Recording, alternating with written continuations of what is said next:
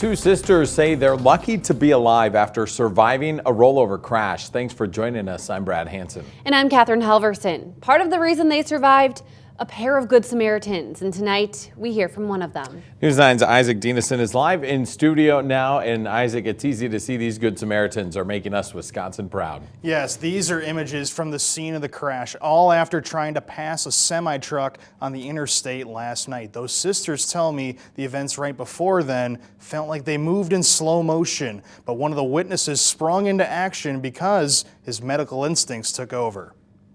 The closer I got, you can see the door was open. They're kind of trying to get out of there. Riley Sorelle had just finished working a shift as a medic at Granite Peak and was headed to his home in Oshkosh. Laurel Sifuentes and Candice Crowe were also headed home in a snowstorm. My sister had passed into her left lane, and I just remember like the whole back of the car kind of spinning out. They ended up flipping over 6 times and stayed on their side in the ditch. They stayed conscious and could only scream for help on a noisy highway.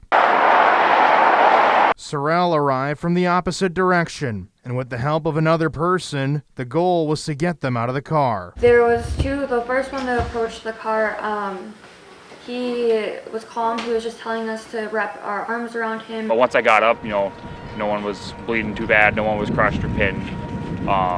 So that was a big sign of a big relief. He was checking us, our eyes and stuff like that. So it was a really big help that those specific people were there. And the women say they only had minor head injuries and cuts, despite major damage to their car. Not only that, they felt lucky to be living. They saved a few lives that night, and to do that is just to be a hero, to really put yourself in that situation. And obviously that's my biggest concern, was making sure they're okay. To just be alive, that's crazy. There's so many people that was I don't know how you made it out of that alive, or you know what I mean? Wow, how are you not? There's definitely somebody watching over us, and I'm just beyond thankful for that.